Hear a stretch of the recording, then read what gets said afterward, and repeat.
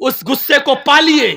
मैं तो आपको यह नसीहत करता हूं कि गुस्से को पालिए, लेकिन इस गुस्से को आप अपने अंदर पाल पोस कर बड़ा करिए और यह गुस्सा वहां दिखाइए जब आपका बेटा शराब पीते हुए घर पे आए, तब आपका गुस्सा आना चाहिए। आपकी बीवी बेपर्दा जब बाजारों में घूमती है तब आपको गुस्सा आना चाहिए। इस गुस्से को संभालिए और जहां गुस्सा होने की जरूरत है वहां गुस्सा कीजिए। यहां गुस्से की जरूरत है, यहां आपकी बेटी बेपर्दगी के साथ घूम रही है, मोबाइल लेती है, अपने जीजा की मोटरसाइकिल पे बैठ के बहनोई के साथ सफर कर रही है और देवर की मोटरसाइकिल पर भाभी बैठकर जा रही है। आपके अंदर गुस्सा आना चाहिए और आप अपने छोटे भाई से कहें, तेरी हिम्मत कैसे हुई कि तूने अपनी भाभी को यानी मेरी बीवी को पीछे बिठाया, मोटरसाइकिल पे बिठाया।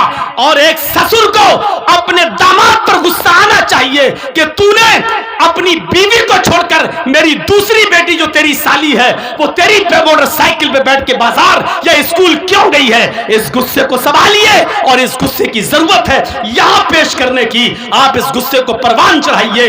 हराम है, हराम है, हराम है अगर कोई जीजा अपनी साली को अपनी बाइक पे बिठाकर शॉपिंग कराता है। हराम है अगर कोई देवर अपनी भाभी को बाइक पे बिठा के शॉपिंग कराने के लिए जाता है और ये कहता कि मेरे भाई की इजाजत है।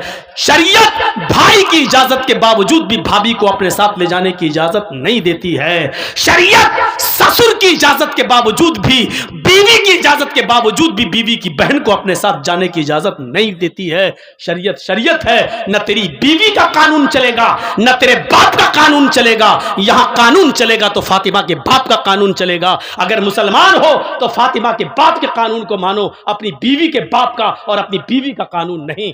शरीयत शरीयत है, किसी के बाप की जागीर नहीं है। मुझे जो कहना था कह दिया। जिसको बुरा लगता रहे। अगर बुरा लगता है तुम्हें तो अल्लाह की कसम में कामयाब हो गया। अगर मेरी बात तुम्हें चुभी है तो अल्लाह की कसम में अपने जलसे में कामयाब हो गया। और अगर मेरी बात का बुरा नहीं लगा तो हमें सोचना पड़ेगा कि हमारा जलसा कामयाब हुआ है या नहीं हुआ है। क्योंकि जब बुरा ही नहीं लग रहा है तो इसका मतलब यह है कि आप वही करोगे जो करते आ रहे हो, और जब वही करना है जो करते आ रहे हो तो फिर ये जलसा बेकार है, आपका यहां बैठना बेकार है। रात के 1 बजे, 1:30 बजे, 2 बजे तक यहां बैठकर अपनी आंखें फोड़ना बेकार है, क्योंकि आपको कोई सवाब नहीं मिलेगा। मेरे प्यारे साथियों, दीन सुनने आए हो ना, कुरान हदीस सुनने आए हो।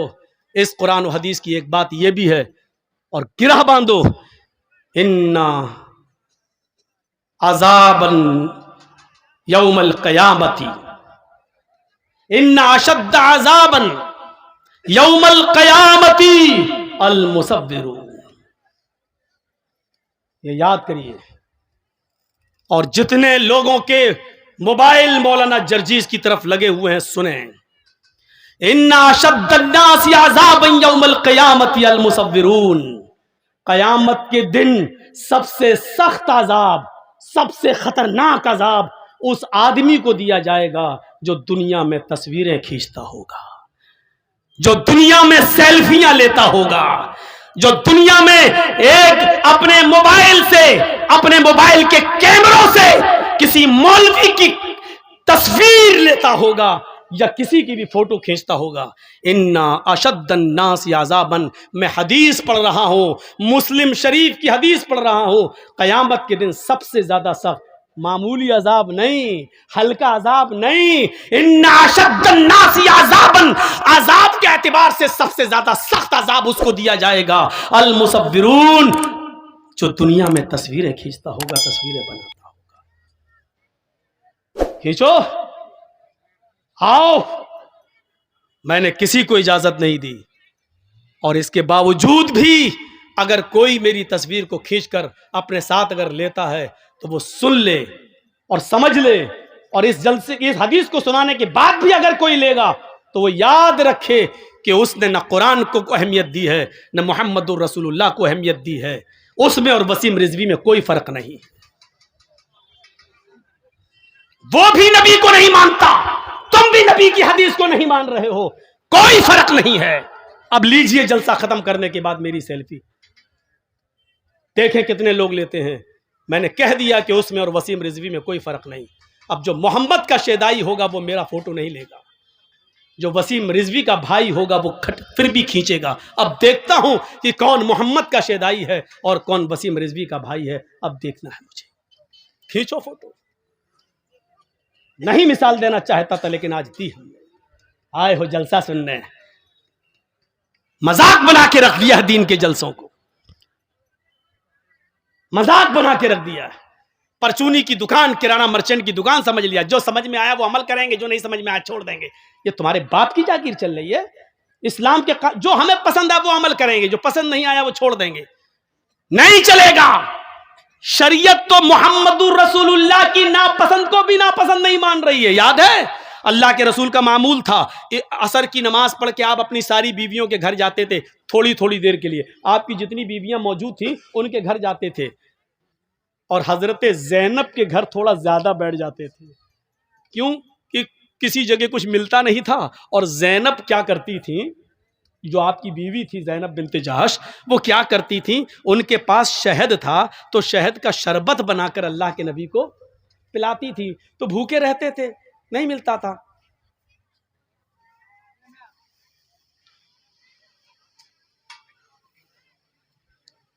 कुत्ते की दुम 100 साल भी रखोगे नल के पाइप में और उसके बाद निकालोगे और ये सोचोगे सीधी हो जाएगी, सीधी नहीं हो सकती, वो टेढ़ी ही रहेगी। बिल्कुल कुत्ते की दुम सीधी नहीं हो सकती है। ऐसे ही इतना कहने के बाद भी इसका ज़मीर देखो वहीं से उठ रहा है, लग रहा है मोदी का बाप है। कोई परवाह नहीं। अरे जब इतना पेशाब लगता है तो बैठते क्यों हो? अब अल्लाह जाने पेशाब करने गए हो या मोबाइल पे बात हो गई है, फला जगह मिलेंगे, सब यहाँ हैं। बेटा जिस स्कूल में तुम पढ़ते हो उसका हेड मास्टर रह चुका हूं मैं। जाकर देख लो। यहाँ जर्जी साहब सुन रहे, वहां मेला लगा है। आई हैं लिपस्टिक लगा लगा के, ऐसा लग रहा है जैसे अपने आदमी का खून पी के आई हैं। ऐसी गहरी लिपस्टिक, और जलसों में भी क्रीम और पाउडर ऐसा चुपड़ा हुआ है जैसे लगता है कि भैंस या गाय का गोबर लीप लिया मुंह पे। जाके देखो। और अभी मेरे आने से पहले जब हम आ रहे थे तब देखिएगा क्या हाल था। जहां लड़की वही लड़के, कसम खुदा की कई जगह मिसाल दे चुका। ऐसा लग रहा था जैसे एक कुतिया के पीछे 10-10 कुत्ते लगे। सुनना पड़ेगा तुम्हें नहीं, तुम्हारे बाप को भी सुनना पड़ेगा। ऐसा लग रहा है जैसे एक कुतिया के पीछे 10-10 कुत्ते। मोबाइल लेके वो इधर बोला, वो उधर जा रहा है। हकीकत में लग रहा है जैसे एक कुतिया के पीछे 10-10 कुत्ते। तू अपनी वाली हमें दिखा दे, मैं अपनी वाली तुझे दिखाऊं, ये मेरी वाली हो तेरी वाली है, ऐसा लग रहा है। ये हालत बना रखा है। जलसों में भी हो रहा है, जलसों में भी। क्या बोल रहा था मैं, बताइए तो,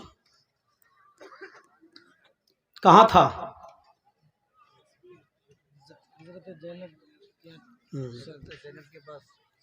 वो कह रहा तस्वीर की बात तो निकल गई। अब हजरत ज़ैनब बिन्ते जहश के यहाँ गए, भूखे रहते थे तो वो कुछ शहद का शरबत बनाकर अल्लाह के नबी सल्लल्लाहु अलैहि वसल्लम को पिलाती थी। थोड़ी देर हो जाती थी। जिसकी कई बीवियां हों तो बीवियों में तो आपस में टसंग रहती ही है। अच्छा उनके यहाँ ज़्यादा क्यों बैठ जाते हैं, हमें इतना टाइम क्यों नहीं देते हैं? तो सारी बीवियों ने सलाह कर ली। क्या सलाह की? कि अल्लाह के रसूल जिसके पास भी जाएंगे, ज़ैनब के घर से निकल के जिसके भी पास जाएंगे, सारी बीवियां नबी की ये एक ही बात बोलेंगे कि आपके मुंह से तो मगाफिर की एक पौधा होता है, मगाफिर एक जड़ी बूटी होती है, उसकी बदबू आ रही है आपके मुंह से। तो अब अल्लाह के नबी ज़ैनब के घर से निकले, दूसरी बीवी के यहाँ गए। उन्होंने कहा अल्लाह के नबी आपके मुंह से तो बदबू आ रही है, हैं? बदबू कहाँ से आएगी? फिर आप दूसरी बीवी के पास गए, उन्होंने भी कहा बदबू आ रही है। जब सारी बीवियां एक ही बात कहेंगी तो दिमाग तो कबूल कर ही लेगा ना कि इसका सभी एक ही बात कह रही हैं तो इसका मतलब बदबू। और नबी अकरम को बदबू से सख्त नफरत थी। खुशबू भी आप इतनी लगाते थे कि पसीना भी टपकता था तो खुशबूदार बन जाता था। जिस नबी की हालत ये हो वो बदबू को कैसे पसंद करे? तो कहा क्या खा के आए आप ज़ैनब के घर से? कहा शहद का शरबत पी के आया हूँ, इसीलिए बदबू आ रही। तो अल्लाह के नबी ने कह दिया आज के बाद शहद को मैं हाथ नहीं लगाऊंगा, शहद मुझ पर हराम, नहीं पीऊंगा आज के बाद, नहीं खाऊंगा। तो शहद को अल्लाह ने हलाल किया और नबी ने क्या कह दिया? आज के बाद मैं शहद को हाथ नहीं लगाऊंगा। गौर करो, तुम अपनी मर्जी से जो चाहो पसंद कर लो और जो चाहो छोड़ दो, वो इस्लाम नहीं है। अल्लाह के नबी ने शहद को नापसंद कर दिया और क्या कहा, आज के बाद मैं शहद को नहीं पीऊंगा, जाओ शहद मुझ पे हराम। फौरन आसमान से जिब्राइल वही लेकर आ गए और क्या कहा, या अय्युहन नबी लिमा तुहर्रिमु मा अहल्लल्लाहु लक। आए मोहम्मद सल्लल्लाहु अलैहि वसल्लम, अल्लाह ने जिस चीज को आपके लिए हलाल किया है, आप कौन होते हैं उसको हराम करने वाले? लिमा तुहर्रिमु मा अहल्लल्लाहु लक, आपने उस चीज को अपने ऊपर हराम क्यों किया है जिसको अल्लाह ने हलाल किया? इस कुरान की आयत से आपको पता चल रहा है क्या मतलब हुआ? इसका मतलब यह हुआ कि अल्लाह की तरफ से अगर कोई चीज हलाल है तो उसको हराम करने का इख्तियार और हराम करने का पावर मोहम्मदुर रसूलुल्लाह को भी हासिल नहीं है। तो फिर हमें और आपको ये कैसे हासिल हो जाएगा कि हमें जो पसंद हो वो अमल कर लें और जो चीज हमें पसंद नहीं है उस पर हम अमल ना करें? जो चीज मेरी मर्जी के मुताबिक हो उसको हम मान लें और जो चीज मेरी मर्जी के मुताबिक ना हो उसको हम छोड़ दें। ये कैसे हो सकता है जब नबी अपनी मर्जी के खिलाफ शहद को हराम नहीं कर सकते अपने ऊपर? जब नबी को ये पावर हासिल नहीं है तो तुम्हें ये पावर और हमें ये पावर किसने दे दिया है?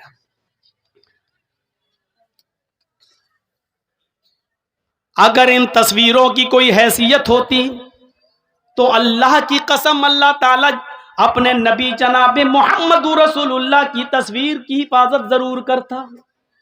लेकिन देख लो, दुनिया में ईसाई भी मौजूद हैं, ईसाइयों के पास ईसा की तस्वीर मौजूद है, यहूदियों के पास मूसा की तस्वीर मौजूद है, दाऊदियों के पास दाऊद अलैहिस्सलाम की तस्वीर मौजूद है, इब्राहिम को मानने वालों के पास इब्राहिम की तस्वीर मौजूद है। सबने हिंदू भाइयों के पास कृष्ण जी की, रामचंद्र जी की, शंकर जी की, गणेश जी की, इनकी तस्वीरें मौजूद हैं। अगर दुनिया में किसी नबी की तस्वीर मौजूद नहीं है तो वो हस्ती है जनाब मुहम्मदुर रसूलुल्लाह सल्लल्लाहु अलैहि वसल्लम की। क्योंकि अगर आज नबी की तस्वीर होती तो कोई आदमी नमाज पढ़ने मस्जिद में जाता ही नहीं, कोई आदमी अल्लाह के नबी के रोज़े अक़दस पे जाता ही नहीं, वहां दरूद पढ़ता ही नहीं। वो अल्लाह के नबी की तस्वीर को अपने घर लगा लेता, वो नबी की तस्वीर पे हार या माला डाल देता, या तस्वीर को अपने घर में लगाकर 7 चक्कर उसी के लगा के कह देता कि हज हो गया। मेरे प्यारे साथियों, वो नबी अकरम की तस्वीर को छोटे छोटे टुकड़ों में लेकर उसका तावीज बनाता, उसको पहनता और फिर नबी का फोटो अखबारों में छपता, नबी का फोटो पेपरों में आता और कभी उसकी कटिंग होती और वो पैरों के नीचे रौंदा जाता। अल्लाह ताला को अपने नबी की ये रुसवाई और बेइज्जती गवारा न थी मेरे भाइयों, इसलिए अल्लाह ने जनाब मुहम्मदुर रसूलुल्लाह की कोई तस्वीर दुनिया में बाकी नहीं छोड़ी है,